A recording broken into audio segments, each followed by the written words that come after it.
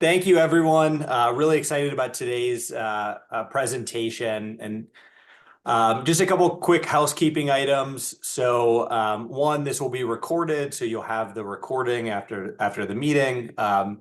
We are going to have a Q&A box, so if you have any questions that you want answered by myself or Howard, please drop it in the Q&A box. And the plan is to be about 45 to 50 minutes of sort of canned presentation and then leave 10 minutes at the end to jump into those questions or maybe try to answer them throughout the meeting. So I wanted to kick things off by sharing a quick story that marked a really big turning point in my career. And so I was about 4 years into the business. I was doing well, and I landed a meeting with this major real estate developer in the New York City area. And, pretty quickly, just from my Google stalking, I knew I shouldn't be doing it alone. So I brought one of the biggest producers in the office on that meeting with me. So we walk into this stunning office. We sit down around this massive coffee table. I mean, it's like a beautiful slab of wood that, looked like it was carved from an entire tree trunk. And my colleague, he just dives straight into a pitch of, hey, here's $100,000 a year for the next 10 years in a tax strategy to, accumulate wealth tax-free. And, the prospect kind of sits there and he lets us do our thing. But at the end, he just goes, this just isn't interesting to me. I thought when you set the meeting that you said that you guys do estate planning and insurance planning, and I thought you would bring me something around using insurance for estate planning.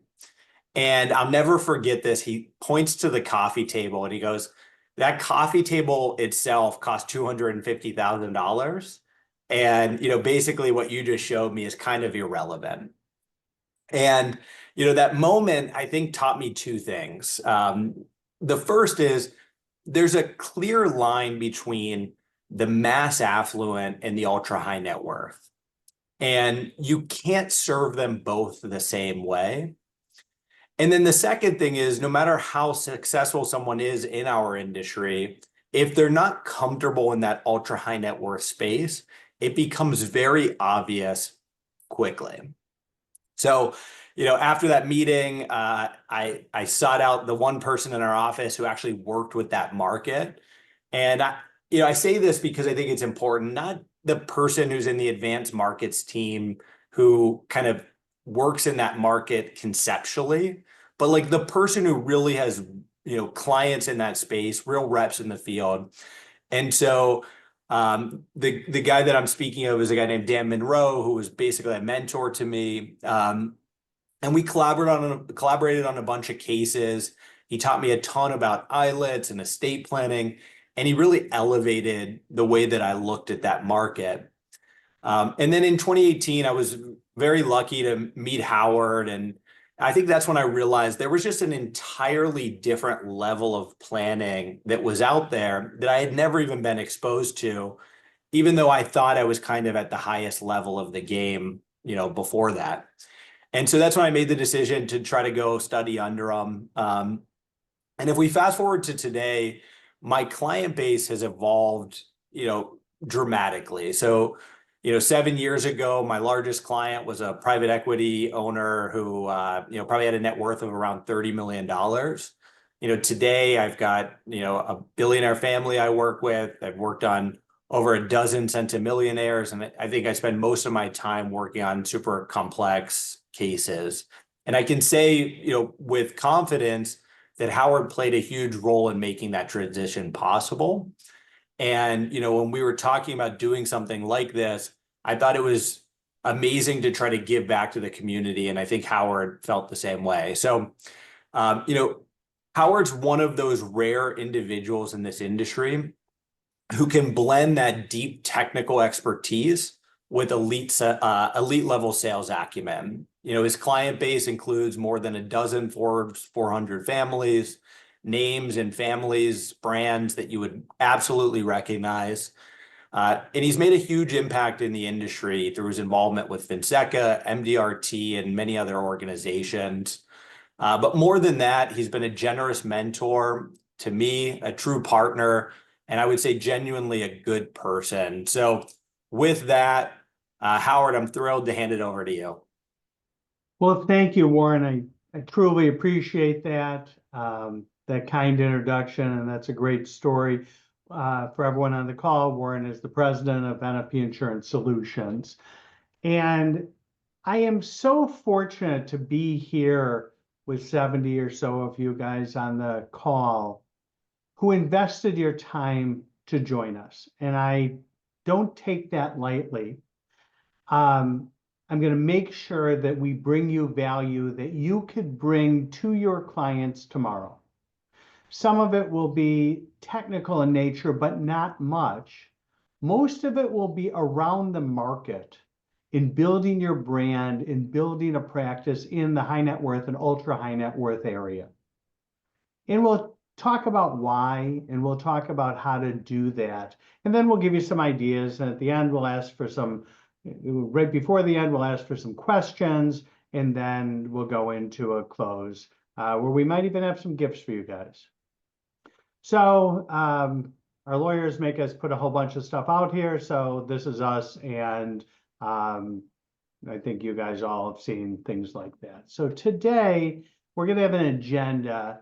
And on the agenda here, we have a little bit about my background, why I work in the high net worth and ultra high net worth world. You know, how do you become an expert in this world? And why the people in the marketplace buy.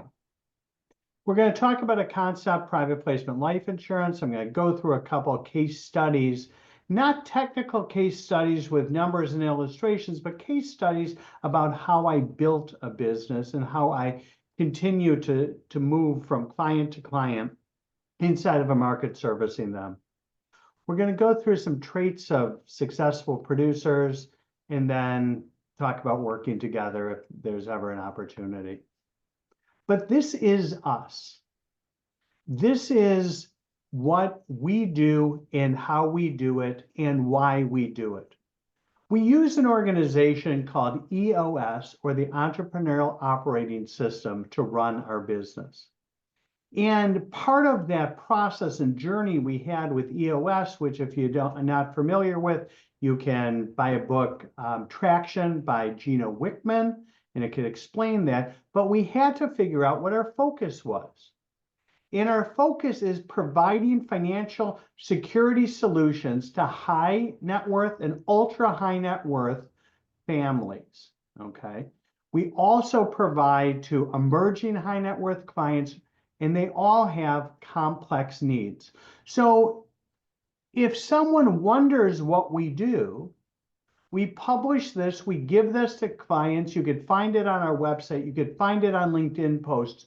This is what we do. So if someone wants to do something else, that's not what we do. We provide financial security solutions to high net worth, ultra high net worth, and emerging high net worth clients with complex needs. And we have some values that we make all of our decisions on at our firm. We have to be dedicated to excellence in everything we do. We are honest and authentic in everything we do.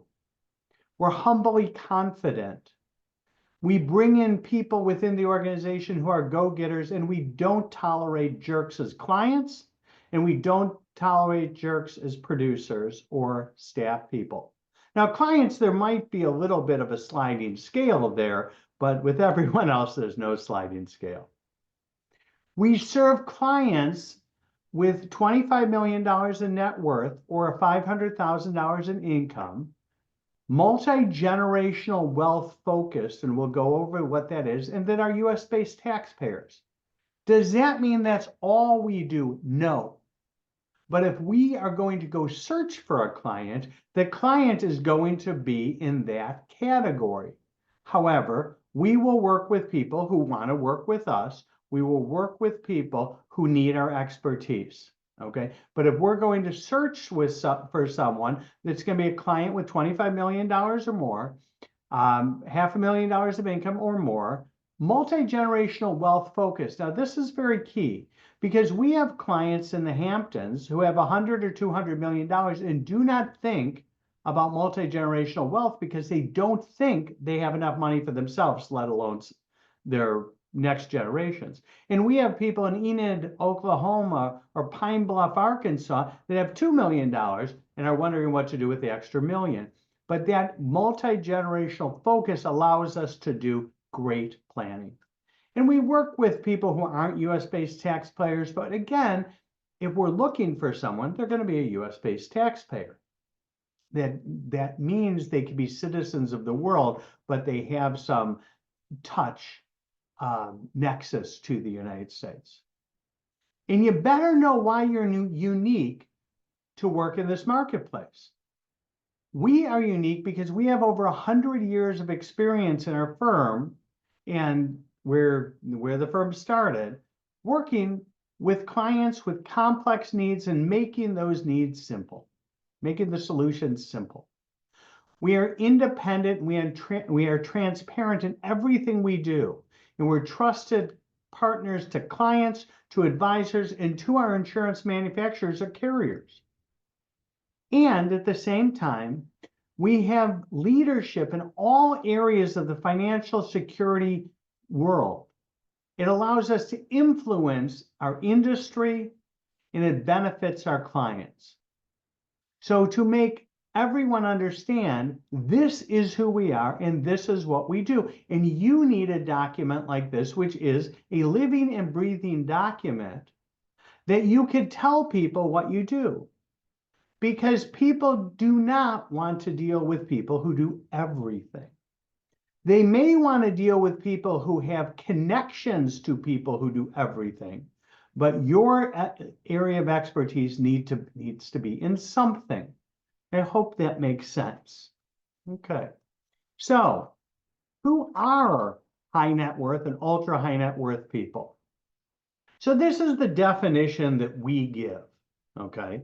The definition we give is $5 million of investable assets. If you Google this, or you go on AI, you might find some different numbers, but that's the definition we use: $500,000 in family income of all sources and multi-generational wealth mindset. Okay, so these are who these people are. And why do we work with them? Some people might say, why do you work with people that might consider themselves high net worth, self-insured? Ultra high net worth might say, I'm rich, my children are going to be rich, and that's all that's important. Well, I don't believe them when they say that, because those are the same clients that will beat us up for basis points. So we want to make sure that they make all the choices of where their wealth goes. But there's also another reason. There's also another reason why we work with ultra high net worth people. And these are besides the following reasons. The following reasons are: they're a lot of fun. They do fun things. They tell fun stories. They're interesting. The odds are they're an expert in something that they do, and I could learn from them. I could then take that knowledge, I could put it, let's say, as an arrow in my quiver and bring it back out when I need it. So that's the primary reason why I work with ultra high net worth. And we're going to talk about this a couple times in this presentation. Sometimes in life, it's about more money, more fun, and more time. That's what we're trying to bring to our clients, and that's what our clients bring to us sometimes. But there's another reason. There was a famous criminal called Willie Sutton, and he was asked why he robs banks. And I think you probably have heard this quote before. And the answer he gave, which was simple, eloquent, and humorous, is because that's where the money is. Now, let's understand, we are not robbing any banks here. We are helping clients. But we are helping clients that cannot give me a single objection that I can't answer. And the objection that I can't answer is I can't afford it. There's some answers to it, but none of them really make sense. If someone can't afford the solutions we provide, we have a really hard time. but our clients can't give us that answer. They may say, I don't need this, it doesn't work with your planning, or I don't even want to work with you, Howard.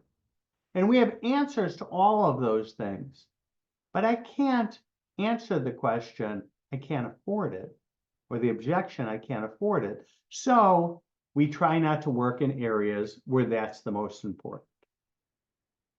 Now, there are challenges in this world. There are challenges in working with ultra high net worth people. And when we look at it, we have to gain their attention, okay?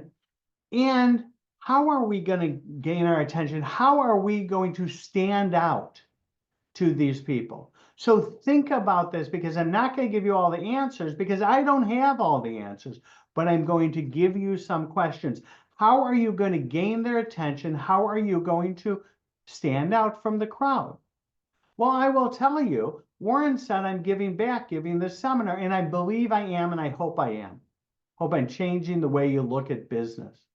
But I'm also getting something out of it because this seminar is posted on LinkedIn.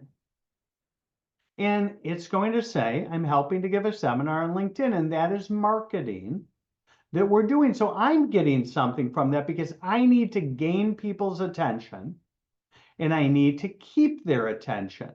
So how do you keep their attention? You're knowledgeable and you're interesting. And the last thing is sometimes you're funny. I fall short on some of the funny things.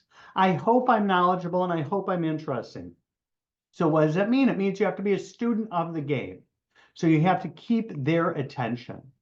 We have to gain their trust and the trust of the others and the advisors. And this is the most important thing. Trust is built over a lifetime.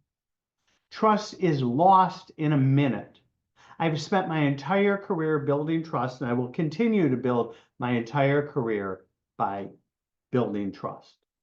Okay? We have new and different objections from ultra high net worth people, but guess what? They go in herds. When one ultra high net worth person does something, the odds are lots of other people will do this also because they have lots of friends. And they like telling their friends about good things they could do. It might be one of the reasons why the rich stay richer. So they come in packs and they invest in herds. And the last is the challenge is their advisor teams. They have an advisor team before you met them. The odds are. Some don't, but the odds are. And either you need to be a part of it or you will be out of it. You need to be a part of their advisor team or you will be out of it. I want to be an advisor on an advisor team. I do not want to be the most trusted advisor. Why? Because I don't have all of the answers. However, I believe if I sit in a room with someone who knows about the family, someone who may be their tax accountant, someone who may be their trust and estates attorney, someone who may be their money manager, someone who may be working in their family office, together we could come up with all of the answers that they have and the best answers instead of just the answers that I have. So be part of their team. And what matters to them? The first thing I had spoken about, personalized service, trust, and discretion. Okay. They want you to be present. They want personalized insurance. Trust is the biggest thing you could do. And discretion is just table stakes. I'm going to tell a story about that in a little bit. 2, what matters to them? Common goals. Their common goals are their wealth preservation, are their tax efficiency, are their legacy planning, and as importantly, if not more importantly, making sure they could do that while not changing their lifestyle. They never want to go to their children for money. They never want to go to a trustee for money. And you need to be independent and authentic.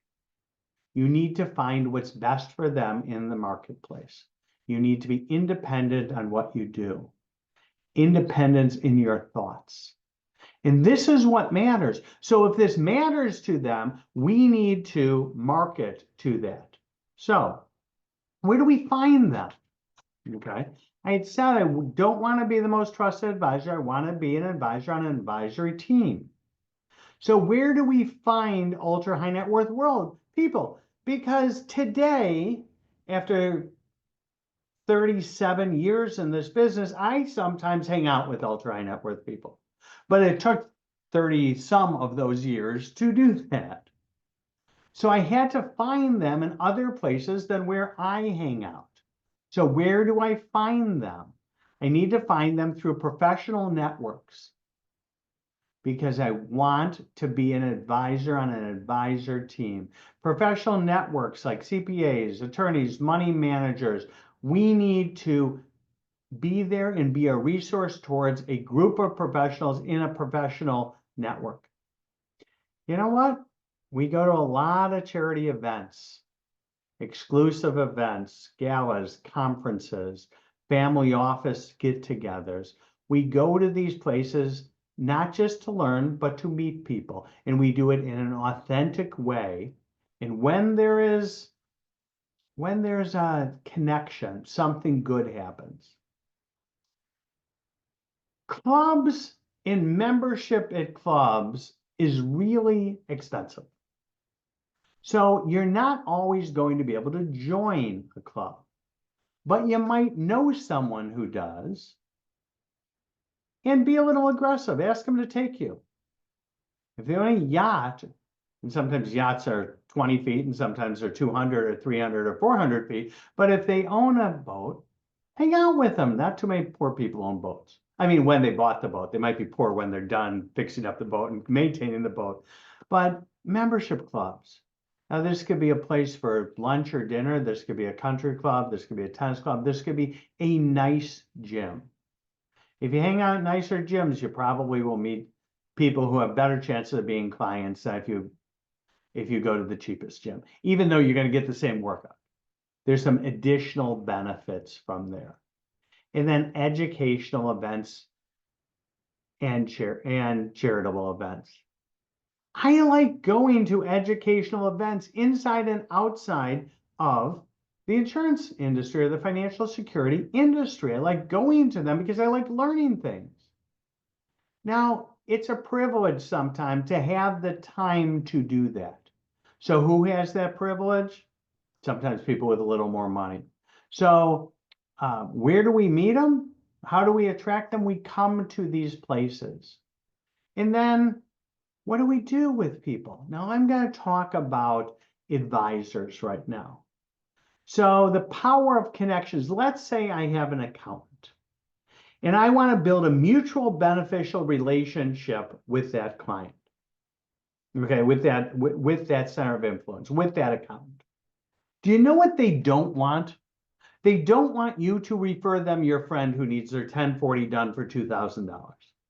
And if they do want that, you have the wrong CPA that you're networking with. And the reason is that's not where they make their money. They make their money in complicated tax returns that might take $20,000 in businesses and consulting and audits. How do you know this? Ask them and talk to them about it. But one of the worst things you could do is you think you're doing them a favor and they think they're doing you a favor. So if I send someone a tiny little client and I think I'm doing them a favor and they think they're doing me a favor, we're not going to get anywhere in our relationship. And it's hard to send an accountant clients. It's hard to send a lawyer that charges $1,000 an hour clients. It really is. Okay. We try to find the right client for the right advisor, but that's hard. But what's not hard is how do you help them? So everyone on this call is an expert at a certain level at marketing. Why don't you help them market? Why don't you talk about building their business? Because if you help them build their business, you're going to do business together. Maybe you can help them set up a better LinkedIn profile. Maybe you can help them with an event. But build mutual beneficial relationships that may include providing expertise to their clients, or it may not right away, but it will in the long run. Hey, you were told this the first day you entered the financial security profession is to ask people you do business with for introductions. But guess what you don't have great success with? Hey, do you know anyone else who needs life insurance or financial planning? Not going to get that far. However, if you have a good relationship with someone who just shared their intimate details with you, who you just helped their family, and you say, hey, I noticed on LinkedIn, you're connected to John or Jane Doe. I've been trying to meet John or Jane Doe. Could you help me with an introduction? You have a much better chance of a yes than a no. We Google everyone that we meet, that we're about to meet with. Why? Not because I'm just a Google stalker. I'm a little bit of a Google stalker, but not because of that, because I don't want to waste their time on mundane things. So I want to learn about them. So if they get a little freaked out that I know a lot about them, I say, I would assume you would have expected me to find out about you so I wouldn't have to waste your time and I could know what solutions I bring to you. And they appreciate that. So ask satisfied clients and ask for an introduction to every single accountant, attorney, banker, money manager that they do business with. It's built in when you're part of a planning team, and it is so incredibly nice when you work with people over and over again that you get things done quickly, you could finish their sentences, you know how they think, and you're really working hard for the client. So let's get an introduction and be part of that planning team, because either you're going to be part of it or you'll be out of it. Be a resource to them. I don't mean a financial security resource. I don't mean an insurance resource. I don't mean an investment advisory resource. I mean be a resource. When they're having problems with their child, see if you could help. If the kid's graduating college, see if you could do some mock interviews with them. See if you can introduce them to some people. If they want to get into college, you have connections. Maybe you know someone on the board of a school. Be a resource and be authentic about it and do what you can. As a parent, I would surely appreciate that. Collaborate with joint meetings, joint events, work with people, have some fun with them, and share your progress and share your stories. Be an expert storyteller. You are in a digital world. Are you a dope online, or are you a professional online? You are what you are all the time. If someone looks at your Facebook, if you have one, what does it say about you? If someone looks at your LinkedIn, is it anything, or is it your billboard? Is there a misspelling? Is there some grammar issues? There should never be, again, with all of the tools available to you today. So build a polished online presence and be able to say, Google me. If someone wants to find out about me, they could Google me. They could find 20 years worth of stuff. And it's stuff I'm proud of, because I live my life to serve my clients, to serve my family. I built a reputation my whole life, and I'm not going to lose it. So be able to say that. And if you can't, and if you can't be comfortable doing that, do something to fix it. There's reverse internet optimization, just like internet optimization. It's incredibly important. LinkedIn is such a powerful tool. We've never had in the history of business a phone book that tells you who everyone else knows, tells you who they interact with. It is the business community. When my parents were growing up, their community were their neighbors. I am embarrassed to say this. I know the neighbors on each side of me. I might know the neighbors on each side of them. Doesn't go much farther than that. But I know who people are friendly with, do business with, because of LinkedIn, because of WealthX, and because of other places. So pay attention to it. Share thought leadership. If you want to be a thought leader and you want people to think of you as the thought leader, you better create some stuff, you better share it, and it better be good. And there has never been an easier time to create than today. With artificial intelligence helping you, not doing things, but helping you, you could create really powerful stuff. And make sure that you do that because you're building your online presence, you're becoming professional, you're posting on LinkedIn, and you have sharing thought leadership. And then this is a big one. I speak at a lot of industry events. I like it. I started to do it because I was really nervous about it. I sometimes mix up words. I can't pronounce every word. I was a little dyslexic when I was a kid. And this was important to me to be able to get up on a stage and speak to people. And I've spoken to some of the largest stages in the financial security profession. I've spoken on the main stage at MDRT and at AALU and at FinSecca and at NAFA. And I get to speak to you today. What that does is it makes everyone in the audience think you're a little smarter than you are. Build that polished online presence by speaking at professional events, and it doesn't just happen. I didn't get to speak at MDRT because it just happened. I marketed myself. I created, and I became someone who they wanted on the stage. But it starts with asking.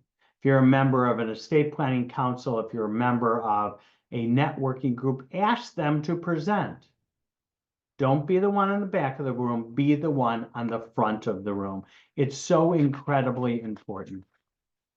Then you're building trust and credibility. We've gone over a couple of these, but that first impression, you have 7 seconds to make a first impression. Make it a good one. You may have just lost them if you didn't. So be on. Think about what you're going to say and then say it and make a good first impression. Communicate well with people, okay? Demonstrate expertise with customized solutions that you communicate. Customized to them. So easy today in today's environment with how we use computers and how we use artificial intelligence. Communicate consistently and maintain confidentiality. We talked about that. Call them when you don't need them. I like the bowl games. I like the championship games. I like the NCAA basketball tournament because I could call all my friends whose team is playing and I could text them and I could say, I'm just thinking about you. And why do I do that? Because I am just thinking about them. And guess what? That means a lot. It means a lot to them. It means a lot to me. And when I need them and I'm going to call them for something, they're going to answer the call. And when they need me, I hope they're going to call me. So call them not just when you need them, but just to say hi sometimes. As I said, be helpful. When you're not making money, especially with people's children, I babysat people's children when they needed it. And believe me, that shows trust because I might have not been that good at it. Know the players in the industry. Remember when I said before that the players in the industry flock together. There's a herd mentality. They use the same accountants and attorneys and money managers, and of course, not all of them, but you're in a marketplace. Know who the players are. Know who the service providers are. And then you become one of them. And you become one of them by using that consultative approach. You listen and you ask questions. You simplify complex. One of the things we do is we make the complex simple. This is complex stuff we're dealing with. Ever really tried to explain a whole life insurance policy? Or why someone spent their whole life trying to create wealth and we're telling them to give it away to trusts? This is complex stuff that takes a multidisciplinary knowledge. And it's our job to simplify it. And that's how we become one of them. Let's tailor our message, which we've talked about, and speak their lingo. Don't speak acronyms in the insurance business. They don't want to hear that. but they want to hear it in their own world. So, why would a client, before I say this, why would a client with ultra high net worth and a lot of liquidity allocate towards life insurance? Well, we thought we knew, but we did a survey at one point. And what we first surveyed is how they made their money, and they made their money in 3 ways. One way is they made it the old-fashioned way. They inherited it, and it's their job to be a steward of that wealth. And we love those families. And the second group are people who they just went to work. They went to work, they were a banker, they were someone in the medical world, they went to work in business, they were in private equity, they were in a hedge fund, whatever it was, and they were in a business where you can make a bunch of money. And they just did their job and they did it well, and they woke up and they had a bunch of money. That's what they told us. And then there's a third reason. This is so important because the first 2 I knew were going to be responses. The third one I did not. They said they had liquidity when others didn't, and they knew enough to deploy it at the right time, and they made money 1 or 2 times during their life. When someone's talking about a 3-legged stool of how people are making money and creating multi-generational wealth, and one of it is providing liquidity, that's a story that I could share with people who say, I have $100 million. I have 50 million in cash. I have 50 million in an operating business or a piece of real estate. And it's okay if I have to pay 40% estate tax, I have the cash. Well, no one who really, some bankers say that, but the entrepreneur typically doesn't say that. But if they do, I tell the story about liquidity and why all you want to do is help your child. Why would you cut off one of the 3 ways they can make money? So liquidity is important. That's the first thing we learned. The second is why they would allocate. Okay, and we're going to send you this, so don't worry about writing it down. And I'm not going to read all of them, but I'm going to read some of them because we have a non-correlated asset that's predictable and tax-free. That's a very powerful statement that life insurance is not a correlated asset that's predictable and it's tax-free. We also don't assume that your client knows that life insurance has tax-deferred growth and income and estate tax-free benefits when structured correctly. Don't assume they know that. We can't say that enough. For some people, we do a lot of work in the private equity space. It covers GP or LP, general partner, limited partner capital calls. So they could do what they want when they're older. They could stay a liquid. It's really important for them because that's where their fun is. Creditor protected in most states, increased yield of bonds over similar quality. It's a prudent asset allocation. It fits. It makes everything works. It can be posted as collateral and then not, and you can pay it off.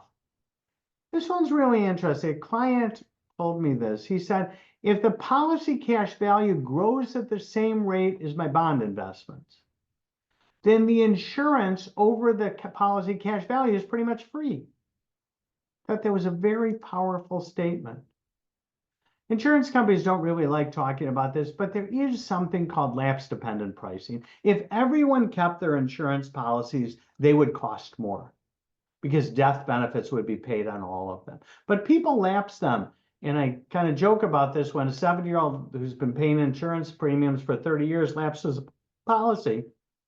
They have cupcakes in the actuarial department. They just locked in a gain. They don't have to pay a death claim.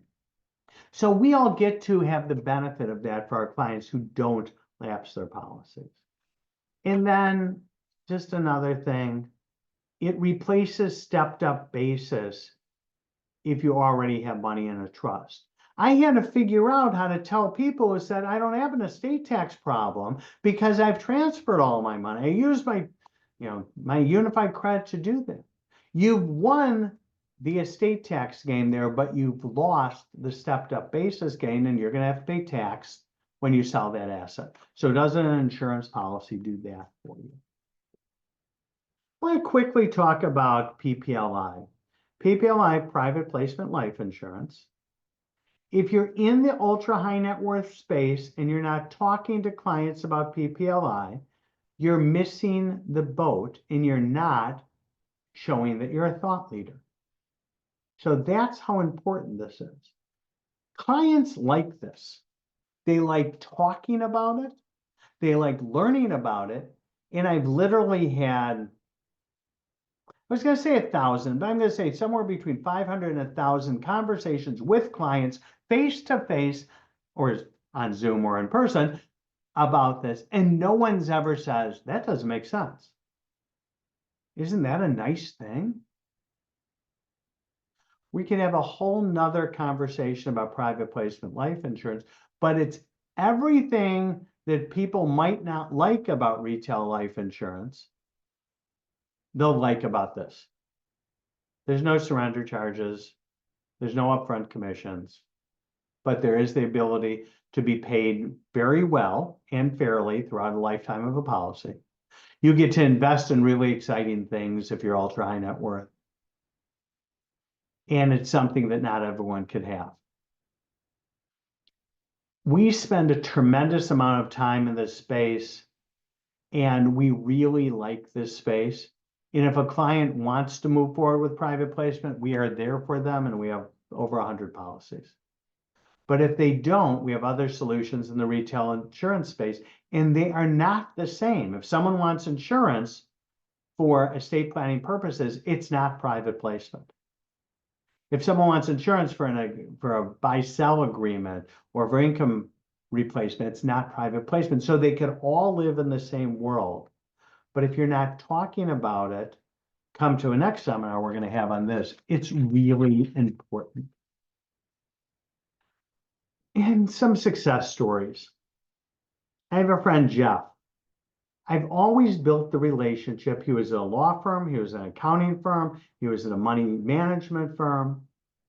Always highly successful. We shared some clients, but they didn't come from him. But I was always there as a solution provider for him. I really liked him, and I like him today. He's smart. His clients are so lucky to have him. But it just never, he never referred a bunch of business to me. But I got that call. They had a client that was in trouble, and we could help that client. And the client has over $1 billion estate tax problem. They need over $400 million worth of insurance. It's a case of the lifetime. Luckily, we get a bunch of those cases of lifetime, but we have expertise in this area. We're working as an advisor team to help them. And I'm so lucky to have been introduced to this client at a very high level by a trusted advisor of theirs. Why? Because they did all the things that we talked about before. I was always there for Jeff. I will always be there for Jeff. And if something happened, great. I'm glad this did. If something didn't, we learned from each other and we had a nice time together. So it's very important. We have a client, Arthur, a bunch of clients, Arthur, actually. But this one is a private placement client. And it does lots of other things with us, but he's a private placement client. And just yesterday on the call, he's like, hey, let me explain private placement to you to make sure I get it right. Now, this is someone who has a significant amount of it, and he explains it perfectly. And I said, that's great because you're my biggest salesperson, because he's referred 3 super, super potential clients to us in the last couple months. Like, these are people I could never get to without Arthur. And he said, oh, because I just explained it to someone else and you would know the name if I just said it to you. And he's going to be calling. I wanted to make sure I did it great. And I said, he said, this person's a captain of industry. I said, if your business doesn't work for you, I got a place for you. And he laughed and went off to his yacht. We have a client, Harris. And Harris, we did stuff for Generation 1. And most of it was service. But there was a little business that we did. And then Generation 1 wasn't all with it. So I got to meet Generation 2. And Generation 2 was so thankful for all our help. And I said, hey, is there something we could do to help you? And Generation 2 is more successful than Generation 1. And they said, absolutely. You helped my parents. We trust you. We, thank you. And now we're dealing with generation 2 and generation 3. And what a pleasure that is to know that people like you enough to go 3 generations deep with us.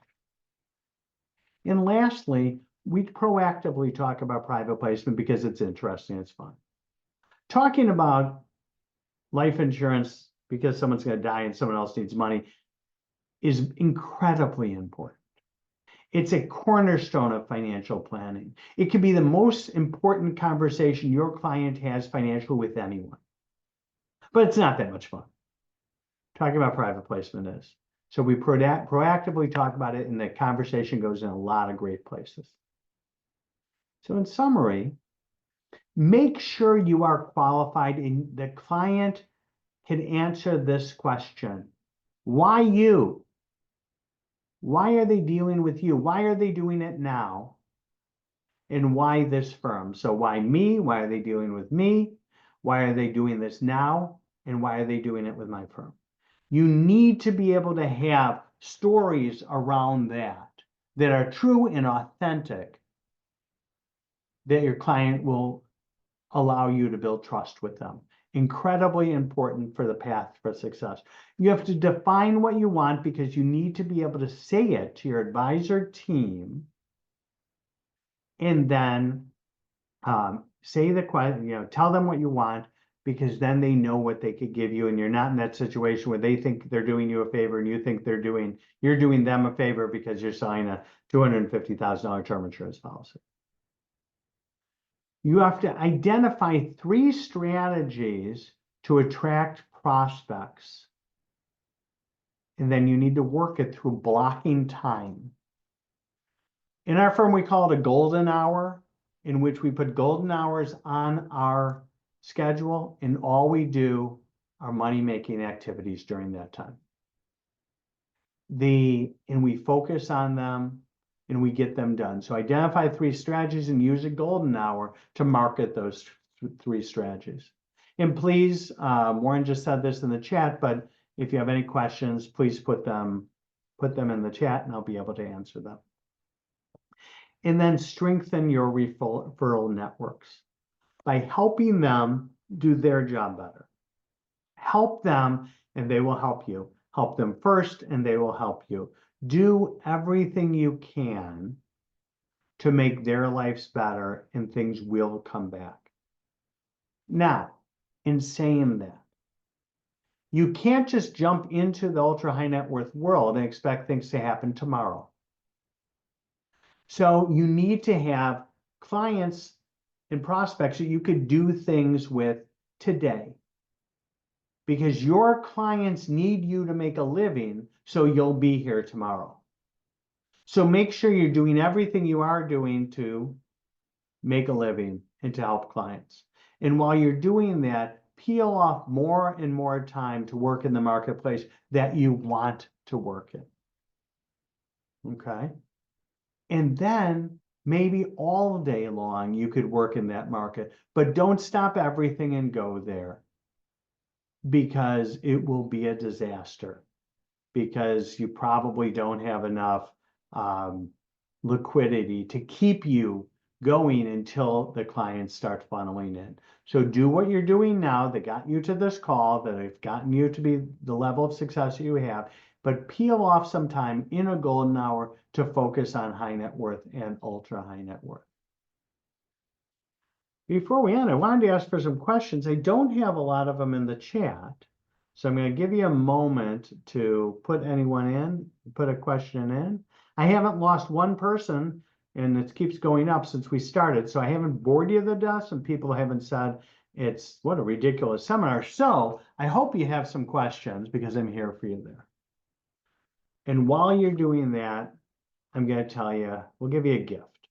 Okay.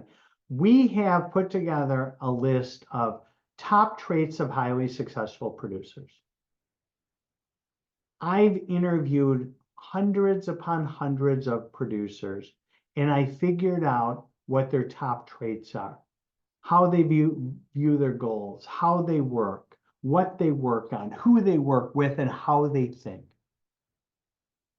And I have that for you in a QR code that we're going to put on in a moment. And then I also want to share our PPLI presentation that we give to clients. We don't go through every page of it. It's all encompassing, but it's interesting. And we're going to have another call like this to go deep into PPLI because I think it's very interesting for the right people. So if you want either of those things, there is a QR code. And please just put your phone and look at it on your screen. But if you're listening on your phone, that's harder to do. So you can take a screenshot of it and have someone else do it later, or just email us and we'll send it to you. We'll send you the information, but feel free to use these. I think these things will help you, and it's my gift to you for investing this time with us. So key takeaways. Do the things that other people don't want to do to be successful. Have the online presence that other people don't have to be successful. Learn and be a student of the game.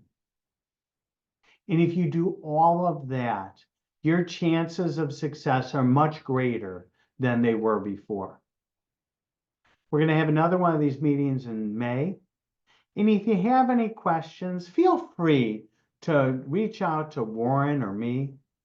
If there's some clients that you think you need help with, we are happy to help you with them. We do joint work in the marketplace. All of the people on your screen, all those good-looking people there, work with us. They all have unique skills and abilities, and we will match you up with a good one if you would like to do some joint work. We spent a lot of time doing that, and it would be an honor and a privilege to help you land the biggest case of your career. Just looking. Yeah, I was gonna say, Howard, we have some questions that came Okay. in. I'm So not looking at the right thing then, because I think let me ask you them. We'll do a little fireside Okay, chat. Francis asked, how and where would you start learning about PPLI? So you would get the deck that we have, and Exactly. you would then learn it, and then you'd show up at our next meeting in May when we're going to talk about it. Yeah, and I think also just as a quick plug for using AI, Howard talked about this, but if you spend time on something like ChatGPT, going back and forth, you can learn at least some basics and then, fill in the extra set, 40% by being on that next webinar, spending time with someone like myself or Howard. And be careful with ChatGPT, not to put any client data in it, but I have put more information about PPLI into ChatGPT. So it's learning from the information that I give in, that I put in when we're putting together presentations, that I think you're going to get good answers back. Agree. And can you share how you got your first high net worth client? Where did you find them and what was that process like? I was pretty fortunate. When I was younger, I was a pretty good golfer. I played golf in college. So I started as a caddy, and I was used to being around high net worth and ultra high net worth people. Now I was used to being around them by being a service provider. And when you carry golf clubs for a living, you kind of keep up and you shut up and you listen and you learn. And I got to do that, so I was pretty comfortable with it. I've always been an asker of questions. So I would always ask for referrals, and I'd ask for referrals up. And I started to do that, and a couple of years into my career, I met a couple of people who were high net worth. I helped them. They introduced me to others. And by the way, everything I learned, I shouldn't say everything, most everything that I learned and kitchen tables when I started my career as a career agent, I use today. They might have more zeros, but people are people and people have those same issues. Awesome. Howard, if you can, while we keep answering these questions, can you go back to the QR codes? Yep, I think so. And then At some point, one of the questions asked is about which email addresses do I email to get presentation? So you can use the QR code, and then at the end of this, I think we have mine and Howard. We do have it. There was also something about doing joint work with broker dealers. And with variable cases, broker dealers in the right situations work with each other. So we could talk about that. If not, we'll give you all the information. You could do it without us. And here is my email address. Here's Warren's email address. Please keep in touch. We want to be there to help you. I've spent a lot of time with the industry. I love organizations like MDRT. I think maybe even the executive director of MDRT might be on this call. I spend a tremendous amount of time with Finseca, and I believe that the president of Finseca is on this call. And I do that, one, because I wanted to give back, two, because this industry has been so incredibly helpful to me and my family. This profession is so noble and honorable. Get involved with NAFA, get involved with MDRT, get involved with Finseca. I'm the retired, as of last week, chairman, or maybe next week, the chairman of the Finseca Foundation. Get involved. Everyone needs your help. And if you're willing to be a thought leader, if you're willing to speak, if you're willing to write, you are a valuable member of that community. So make the offer. And Warren, any other last questions before we sign off? No, that's it. Thank you, everyone, for attending. Thank you. It's been awesome. Thank you, guys. Have a great day.